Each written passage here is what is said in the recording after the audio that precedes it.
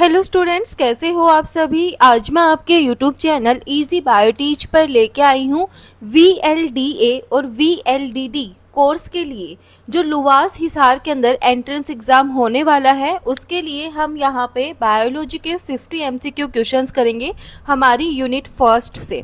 जो unit first है उसका नाम है सेल एंड टिश्यू। इससे हम क्या करेंगे, 50 MCQ क्वेश्चंस को डिस्कस करेंगे। एंड ये जो MCQ क्वेश्चंस हैं वो आपके लिए बहुत ज़्यादा बेनिफिशियल रहने वाले हैं, क्योंकि मैं आपको बहुत ज़्यादा डीप में कराऊंगी। तो इनसे आप आपका रिवीजन भी कर सकते हो और यहाँ से आपकी तैयारी भी हो सकती है। तो सबसे पहले हम शुरू करते हैं हमारे फर्स्ट क्वेश्चन से। The basic structure and functional unit of life is, यानी कि लाइफ की जो फंक्शनल और स्ट्रक्चर यूनिट है उसको हम क्या बोलते हैं।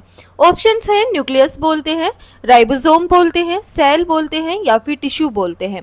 तो जो सेल है वो क्या है, basic structure and functional unit है लाइफ की। तो यहाँ पे जो ऑप्शन नंबर सी है वो हमारे यहाँ पे राइट आंसर है। उसके बाद हम यहाँ पे बात करें न्यूक्लियस। न्यूक्लियस क्या है, एक ऑर्गेनील है जो कि यूकैरियोटिक सेल के अंदर मिलती है। और इसके अंदर क्या होता है, जो सेल जेनेटिक मटेरियल है यानी कि जो DNA है वो क्या होता है, यहाँ पे प्रेजेंट होता है। ये कंट्रोल करता है सेल की एक्टिविटी को। और ये क्या नहीं है, it is a part of the cell not the basic unit itself, यानी कि ये क्या है, एक सेल का पार्ट है ना कि बेसिक यूनिट। उसके बाद राइबोसोम क्या है, एक ऑर्गेनेली है जो कि रिस्पॉन्सिबल है प्रोटीन सिंथेसिस के लिए। उसके बाद टिश्यू क्या है, टिश्यू ग्रुप है सिमिलर सेल्स का जो कि क्या करते हैं, एक साथ मिलके काम करते हैं यानी कि परफॉर्म करते हैं स्पेसिफिक फंक्शंस को। जो टिश्यू है वो सेल से बनता है and these are a higher level of organisation than the cell, यानी कि सेल से टिश्यू, टिश्यू से ऑर्गन, ऑर्गन से ऑर्गन सिस्टम, ये क्या होता है आगे बनता चला जाता है। तो यहाँ से सेल से क्या बनता है, टिश्यू बनता है। तो यहाँ पे जो basic structure and functional unit है लाइफ की वो क्या है, वो है न्यूक्लियस, सॉरी वो है सेल। तो यहाँ पे जो ऑप्शन नंबर सी है वो हमारे यहाँ पे राइट आंसर है। उसके बाद है हमारा next question, the term cell was first coined by, यानी कि जो सेल टर्म है उसको सबसे पहले किसने कॉइन किया था। ऑप्शंस दिए गए हैं, रोबर्ट हुक ने किया था, एंटोन वैन लेeuwenhoek ने किया था, स्केलेडन और स्वान ने किया था। तो यहाँ पे अगर हम बात करें सेल टर्म को किसने कॉइन किया था, इसको किया था रोबर्ट हुक ने 1665 के अंदर। इन्होंने क्या लिया था, बार्क, कॉर्क प्लांट की बार्क ली थी और उसको माइक्रोस्कोप के अंदर ऑब्जर्व किया था। जब उन्होंने देखा तो वहां पे क्या मिले थे, इनको छोटे छोटे ऐसे करके इनको क्या मिली थी, एक स्ट्रक्चर मिली थी। और उस स्ट्रक्चर को इन्होंने क्या नाम दिया था, उसको इन्होंने नाम दिया था सेल। तो यहाँ पे जो ऑप्शन नंबर ए है वो हमारे यहाँ पे राइट आंसर है। उसके बाद है स्मॉलेस्ट सेल नोन इज, यानी कि जो स्मॉलेस्ट सेल है वो कौन सी होती है। ऑप्शन है ओस्ट्रिच एग, माइकोप्लाज्मा, बैक्टीरियोफाज या फिर यीस्ट। तो यहाँ पे जो माइकोप्लाज्मा है वो क्या है, एक स्मॉलेस्ट नोन सेल है जिसका साइज 0.2 से 0.3 माइक्रोमीटर तक होता है। एंड यहाँ पे माइकोप्लाज्मा एक एक्सेप्शन है जिसके अंदर जो सेल वॉल है वो प्रेजेंट होती है। फिर यहाँ पे अगर हम बात करें लार्जेस्ट सिंगल सेल की तो वो है ओस्ट्रिच एग। जो ओस्ट्रिच एग है वो क्या है, लार्जेस्ट सेल है। और जो स्मॉलेस्ट सेल है वो कौन सी है, वो है माइकोप्लाज्मा। उसके बाद हम यहाँ पे बात करें नेक्स्ट क्वेश्चन की, cell theory was proposed by, यानी कि सेल थ्योरी को किसने प्रपोज्ड किया। ऑप्शन है हुक एंड लेeuwenhoek ने किया था, स्केलेडन एंड स्वान ने किया था, वाटसन एंड क्रिक ने किया था या फिर विर्चो एंड पास्चर ने किया था। तो यहाँ पे सेल थ्योरी क्या है, एक फंडामेंटल प्रिंसिपल है बायोलॉजी के अंदर, जिसके अंदर क्या होता है, state that all living organism are composed of cell, cell are the basic unit of structure and function in living things. इसको स्केलेडन और स्क्वान नाम के साइंटिस्ट ने प्रपोज किया था। तो यहाँ पे जो ऑप्शन नंबर बी है वो हमारे यहाँ पे राइट आंसर है। जो स्केलेडन है उन्होंने किसके ऊपर फोकस किया था, प्लांट टिश्यू के ऊपर किया था। और इन्होंने कंक्लूजन निकाला था जितने भी प्लांट्स हैं उनके अंदर वो किससे बने हुए हैं, वो सेल से बने हुए हैं। और स्वान ने यहाँ पे क्या कंक्लूजन निकाला था, जितनी भी एनिमल्स हैं वो किससे बने हुए हैं, वो सेल से बने हुए हैं। तो यहाँ पे जो ऑप्शन नंबर बी है वो हमारे यहाँ पे राइट आंसर है। उसके बाद जो हुक और लेवन हुक हैं, रोबोट हुक ने सेल की डिस्कवरी की थी।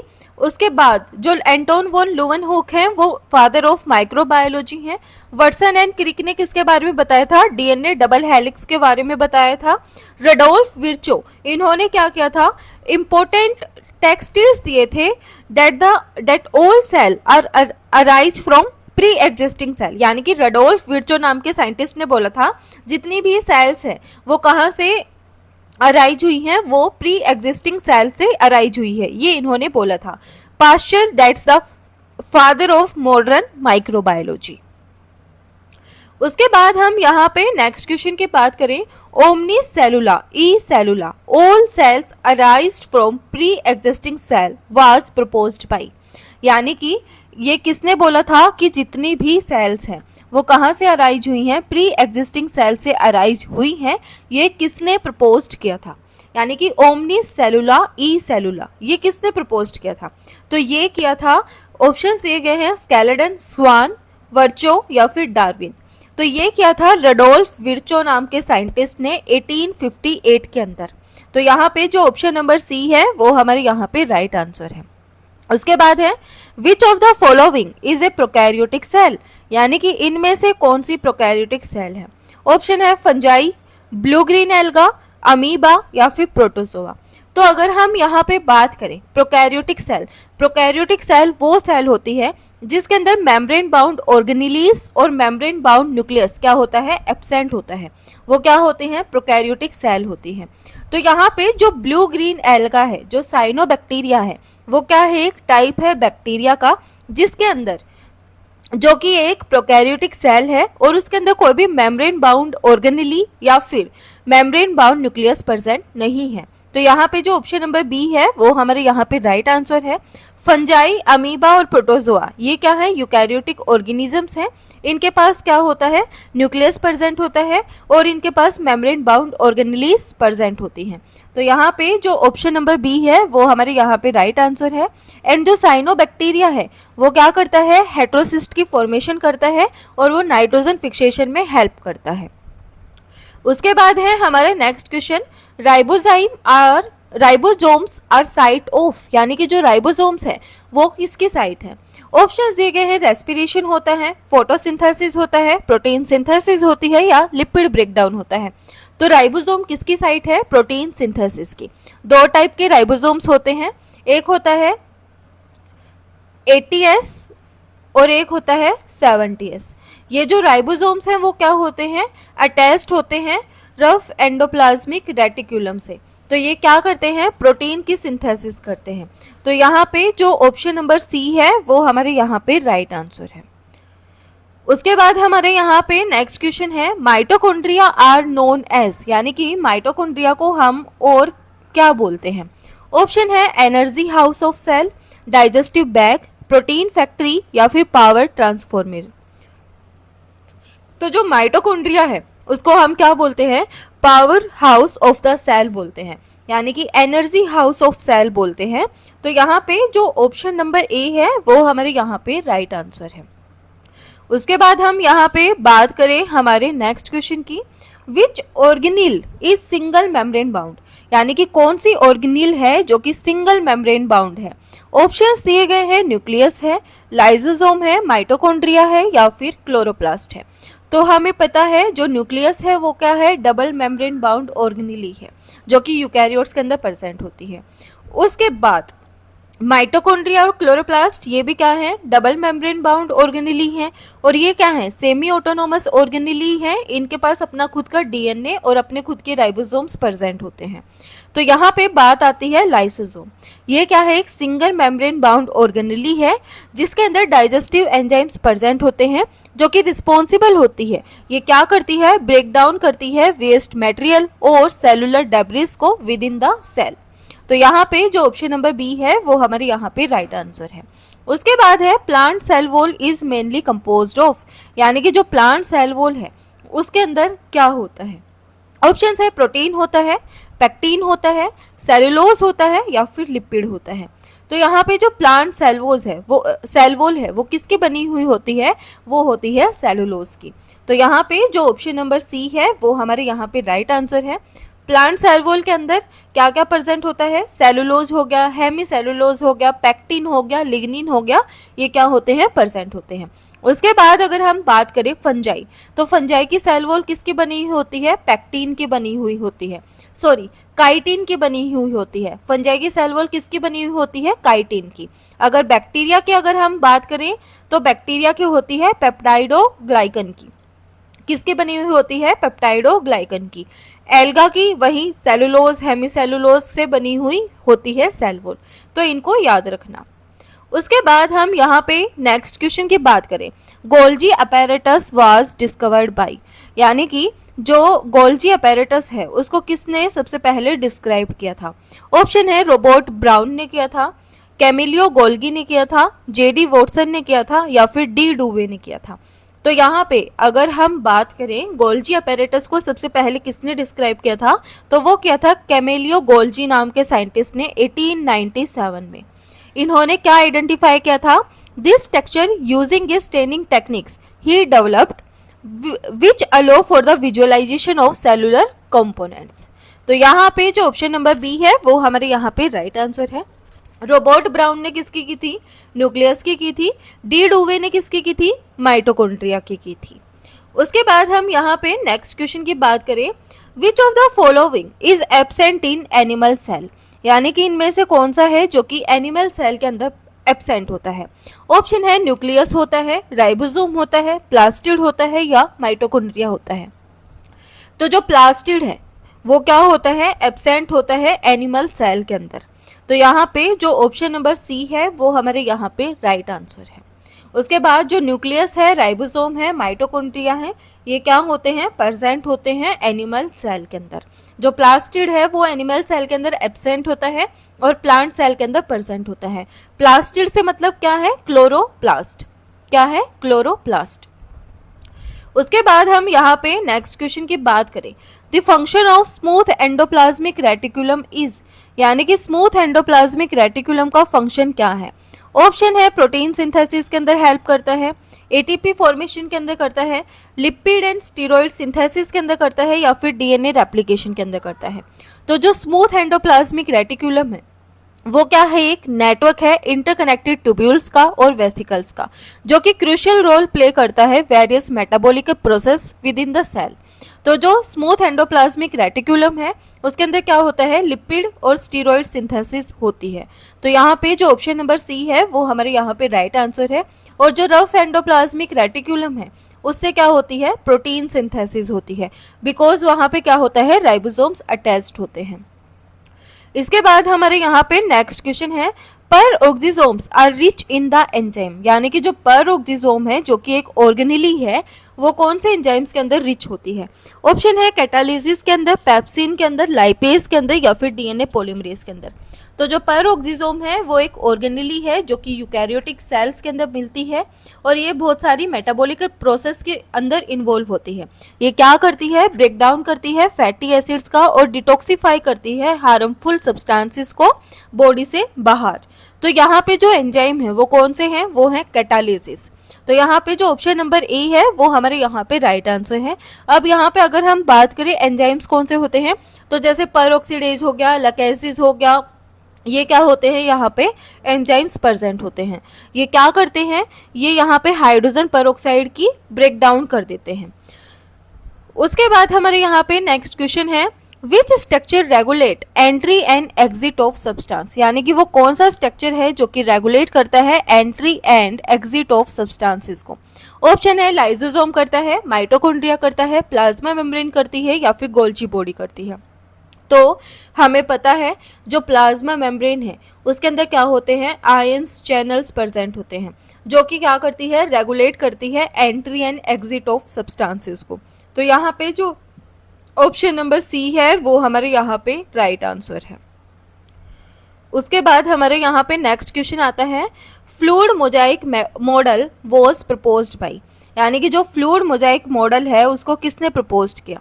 ऑप्शन है सेंगर एंड निकोलसन ने किया था, स्केल्डन एंड स्वान ने किया था, वर्सन एंड क्रिक ने किया था, या फिर रॉबर्टसन ने किया था।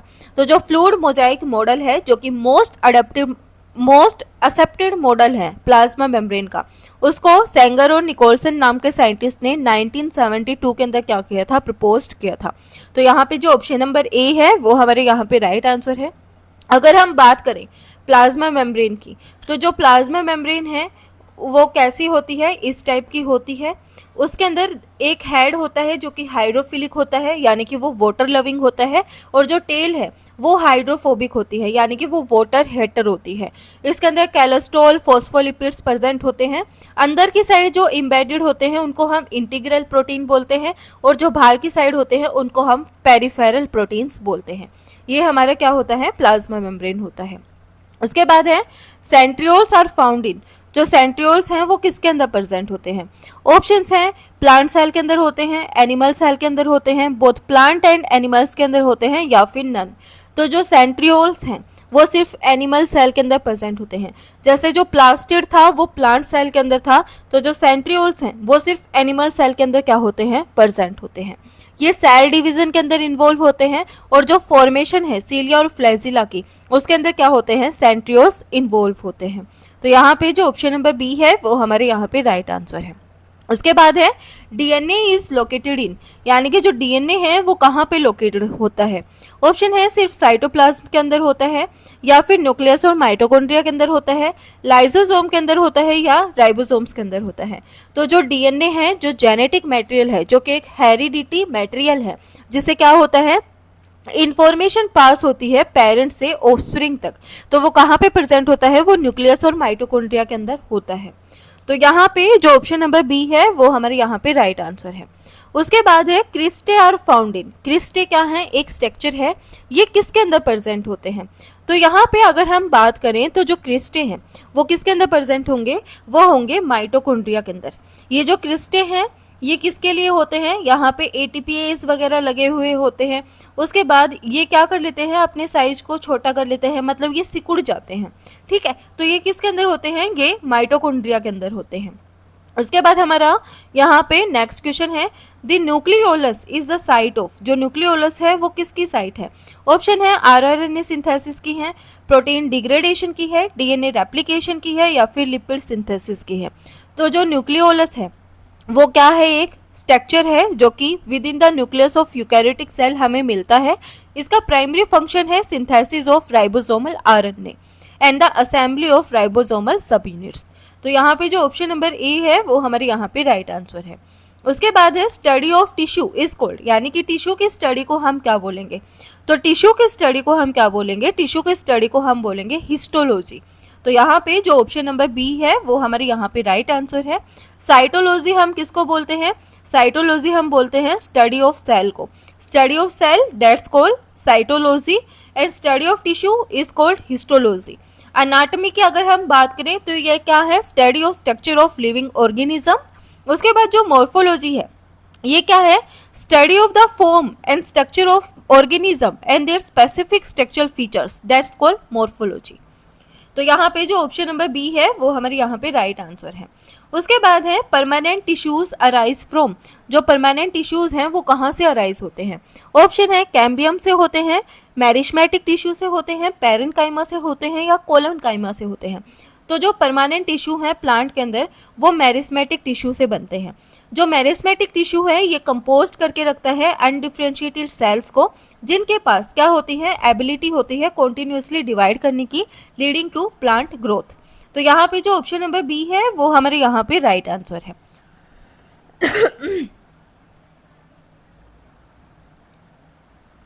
उसके बाद है जाइलम मेनली कंडक्ट, यानी कि जो जाइलम है वो किसका कंडक्शन करवाती है।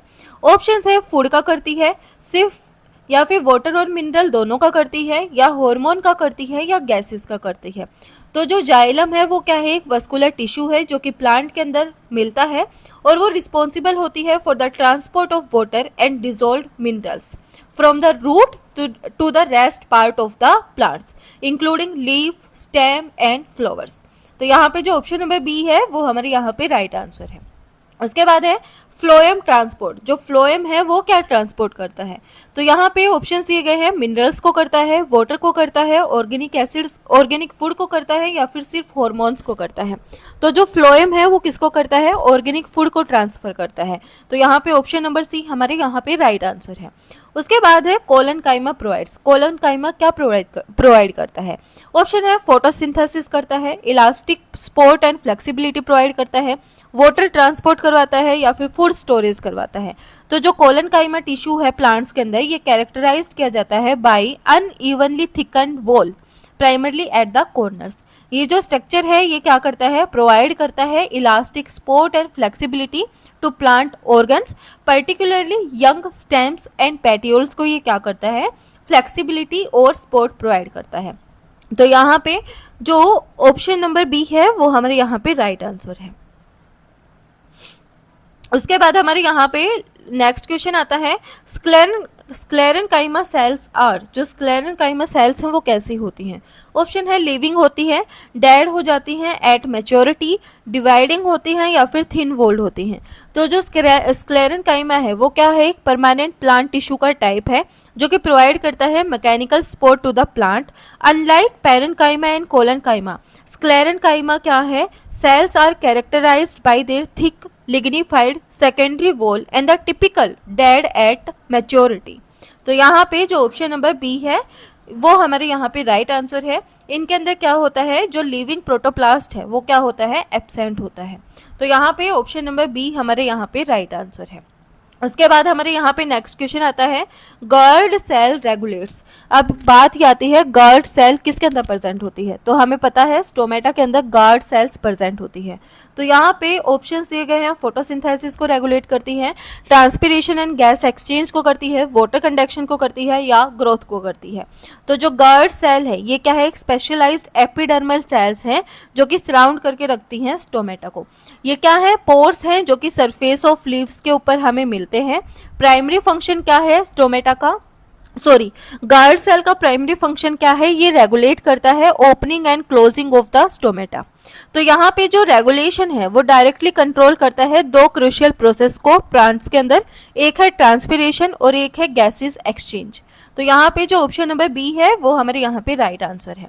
उसके बाद है कैम्बियम इज, कैम्बियम क्या है, ऑप्शन है एपिकल मेरिस्टेम है, लेटरल मेरिस्टेम है, इंटरकैलरी मेरिस्टेम है, या फिर परमानेंट टिश्यू है। तो जो कैम्बियम है वो क्या है, एक लेटरल मेरिस्टेम है जो कि रिस्पॉन्सिबल है secondary growth in plant, leading to increase in girth और thickness of the root and stem. तो यहाँ पे जो ऑप्शन नंबर बी है वो हमारे यहाँ पे राइट आंसर है। उसके बाद है the functional unit of nervous tissue is, यानी कि नर्वस टिश्यू की फंक्शनल यूनिट क्या है। ऑप्शंस दिए गए हैं, एक्सोन है, डेंड्राइट है, न्यूरॉन है, या फिर ग्लियल सेल्स हैं। तो यहाँ पे जो नर्वस टिश्यू है उसकी जो फंक्शनल यूनिट है वो है न्यूरॉन। न्यूरॉन क्या है, एक फंक्शनल यूनिट है नर्वस टिश्यू की, बिकॉज ये क्या है, एक स्पेशलाइज सेल है जो कि रिस्पॉन्सिबल है, ट्रांसमिट करती है इलेक्ट्रिकल और केमिकल सिग्नल को थ्रू आउट द बॉडी। तो यहाँ पे जो ऑप्शन नंबर सी है वो हमारे यहाँ पे राइट आंसर है। उसके बाद है ब्लड इज कंसिडर्ड, यानी कि ब्लड को कौन सा टिश्यू के अंदर कंसिडर करते हैं हम, connective tissue, muscular tissue, nervous tissue, या फिर एपिथेलियल टिश्यू। तो ब्लड किसका टाइप है, ब्लड कनेक्टिव टिश्यू का टाइप है। ये कनेक्ट करता है various part of the body by transporting substances like oxygen, nutrients, hormones and waste products. तो यहाँ पे जो ऑप्शन नंबर ए है वो हमारे यहाँ पे राइट आंसर है। उसके बाद है मैट्रिक्स ऑफ बोन कंटेंट्स, यानी कि जो बोन का मैट्रिक्स है उसके अंदर क्या प्रेजेंट होता है, काइटिन होता है, कैल्शियम फॉस्फेट होता है, सेलुलोज होता है, या पेक्टिन होता है। तो जो मैट्रिक्स है बोन का उसके अंदर कैल्शियम फॉस्फेट प्रेजेंट होता है। तो यहाँ पे जो ऑप्शन नंबर बी है वो हमारे यहाँ पे राइट आंसर है। उसके बाद हमारे यहाँ पे नेक्स्ट क्वेश्चन आता है, विच इज वॉलेंट्री मसल, यानी कि वॉलेंट्री मसल्स कौन सी हैं। ऑप्शन है कार्डियक है, स्मूथ है, स्केलेटल है, या फिर नन। तो जो स्केलेटन मसल्स हैं वो क्या है, वॉलेंट्री मसल्स हैं, बिकॉज इनकी जो मूवमेंट्स हैं, because their movements is under conscious control, meaning you can use to move them. यानी कि अगर आपको हाथ हिलाना है तो आप हिला सकते हो, उसकी मूवमेंट कर सकते हो। तो ये क्या है, वॉलेंट्री मसल्स है। तो यहाँ पे ऑप्शन नंबर सी हमारे यहाँ पे क्या है, राइट आंसर है। उसके बाद जो कार्डियक मसल्स हैं वो हमें कहाँ पे मिलती है, हार्ट के अंदर मिलती हैं। स्मूथ मसल्स कहाँ पे मिलती है, इंटरनल ऑर्गन्स के अंदर मिलती है, जैसे कि डाइजेस्टिव सिस्टम्स वगैरह हो गए, यहाँ पे मिलती हैं। और ये क्या है, ये इनवॉलेंट्री हैं, यानी कि इनको आप कंट्रोल नहीं कर सकते हो। उसके बाद है intercalated disc are present in. जो इंटरकैलेटेड डिस्क हैं वो कहाँ पे प्रेजेंट होती हैं? ऑप्शन है स्केलेटन मसल्स के अंदर होती हैं, स्मूथ मसल्स में होती हैं, कार्डियक मसल में होती है, या लिगामेंट में होती हैं। तो जो इंटरकैलेटेड डिस्क हैं वो क्या है, स्पेशलाइज्ड टिश्यू हैं, जो कि कार्डियक मसल टिश्यू के अंदर हमें मिलती हैं। उसके बाद हमारे यहाँ पे नेक्स्ट क्वेश्चन आता है, लिगामेंट्स कनेक्ट। लिगामेंट किसको कनेक्ट करके रखते हैं? ऑप्शन है bone to bone, bone to muscle, muscle to muscle, organ to organ. तो जो लिगामेंट्स हैं वो क्या है, स्ट्रॉन्ग फाइब्रस कनेक्टिव टिश्यू हैं, जो कि प्राइमरली कनेक्ट करते हैं बोन टू अदर बोन। ये क्या करते हैं, स्टेबिलिटी और सपोर्ट प्रोवाइड करते हैं जॉइंट्स को। तो यहाँ पे जो ऑप्शन नंबर ए है वो हमारे यहाँ पे राइट आंसर है। उसके बाद है टेंडोन्स कनेक्ट। टेंडोन्स किनको कनेक्ट करके रखते हैं? ऑप्शन है bone to bone, bone to muscle, muscle to muscle, या फिर कार्टिलेज टू कार्टिलेज। तो जो टेंडोन्स हैं वो क्या करते हैं, बोन टू मसल कनेक्ट करके रखते हैं। टेंडोन्स क्या है, टफ फाइब्रस कनेक्टिव टिश्यू हैं, जो कि प्राइमरली सर्व करते हैं, कनेक्ट करते हैं मसल्स टू बोन। ये क्या करते हैं, enabling the transmission of force generated by muscle contraction to the skeletal muscle। ये क्या करते हैं, फैसिलिटेट करते हैं मूवमेंट को। जो लिगामेंट्स हैं वो क्या है, कनेक्ट करते हैं बोन टू बोन, और ये प्रोवाइड करते हैं स्टेबिलिटी टू जॉइंट्स। तो यहाँ पे ऑप्शन नंबर बी हमारा राइट आंसर है। उसके बाद है epithelial tissue with a single layer of flat cell is. Options दिए गए हैं, कोल्यूमनर एपिथेलियम है, कोबॉइडल एपिथेलियम, स्क्वेमस एपिथेलियम, या फिर सिलेटेड एपिथेलियम। तो जो एपिथेलियल टिश्यू है with a single layer of flat cell वो क्या है, स्क्वेमस एपिथेलियम है। तो यहाँ पे जो ऑप्शन नंबर सी है वो हमारे यहाँ पे राइट आंसर है। उसके बाद जो कोल्यूमनर एपिथेलियम है consist of tall column shaped cell, यानी कि कॉलम शेप की सेल्स इनके अंदर क्या होती है, प्रेजेंट होती हैं। कुबॉइडल के अंदर क्यूब शेप सेल्स प्रेजेंट होती हैं। सिलेटेड एपिथेलियम के अंदर क्या होता है, कोल्यूमनर और कुबॉइडल, इनके अंदर क्या होते हैं, सीलिया प्रेजेंट होते हैं इनकी सरफेस के ऊपर। हेयर लाइक प्रोजेक्शन होती हैं, जो कि मूवमेंट के सब्सटेंस के मूवमेंट के अंदर हेल्प करती हैं। उसके बाद है सिलेटेड एपिथेलियम लाइंस, यानी कि जो सिलेटेड एपिथेलियम है वो हमें कहाँ पे मिलती है? ऑप्शंस हैं, ब्लड वेसल्स के अंदर मिलती है, एल्वोइली के अंदर मिलती है, रेस्पिरेटरी ट्रैक्ट में मिलती है, या फिर बोन्स में मिलती है। तो जो सिलेटेड एपिथेलियम है ये क्या है, प्रेजेंस होती है सीलिया की, यानी कि हेयर लाइक प्रोजेक्शन होती है, जो कि रेस्पिरेटरी ट्रैक्ट के अंदर क्या करती है, अपना मेन फंक्शन शो करती है। तो जो ऑप्शन नंबर सी है वो हमारे यहाँ पे राइट आंसर है।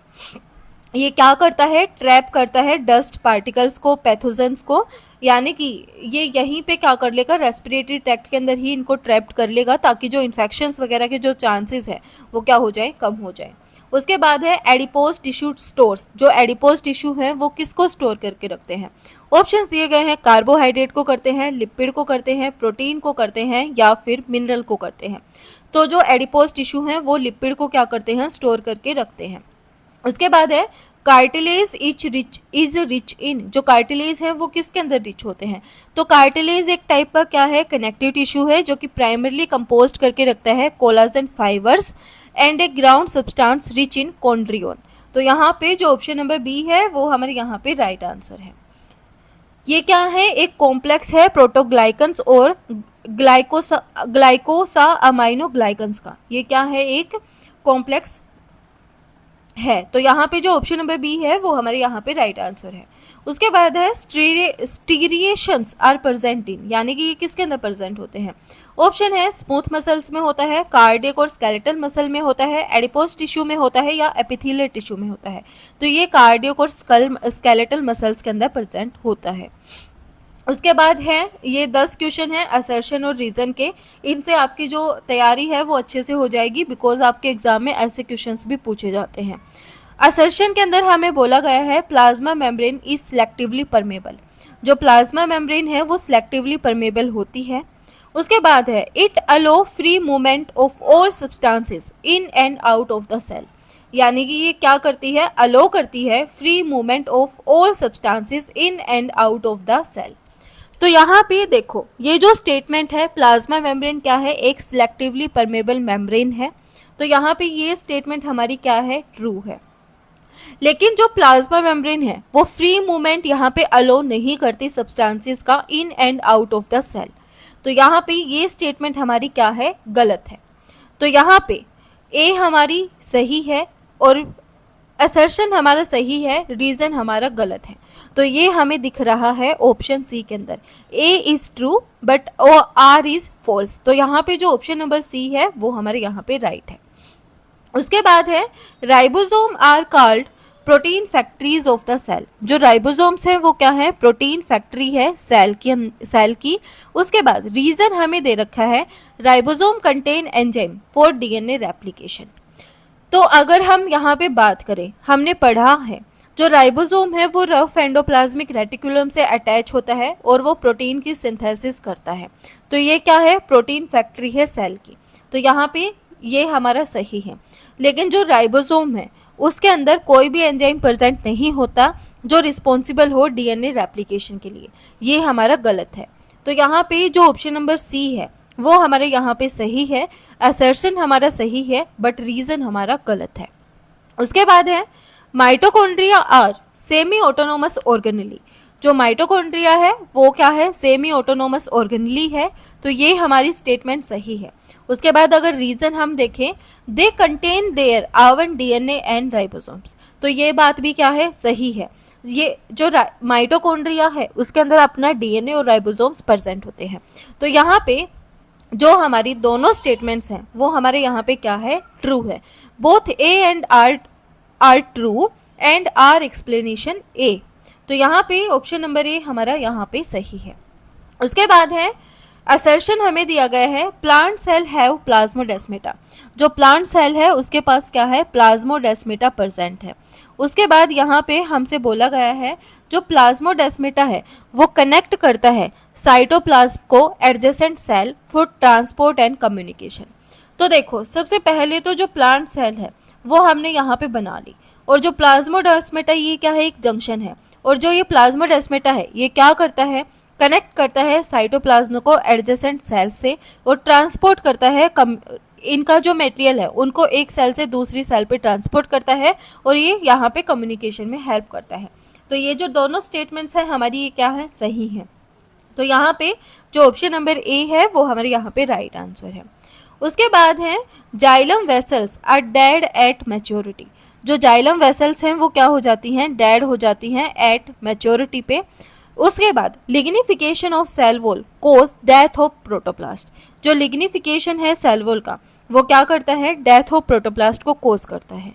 तो यहाँ पे ये जो हमारे हैं ये दोनों क्या हैं, सही हैं। तो यहाँ पे जो ऑप्शन नंबर ए है वो हमारे यहाँ पे राइट आंसर है।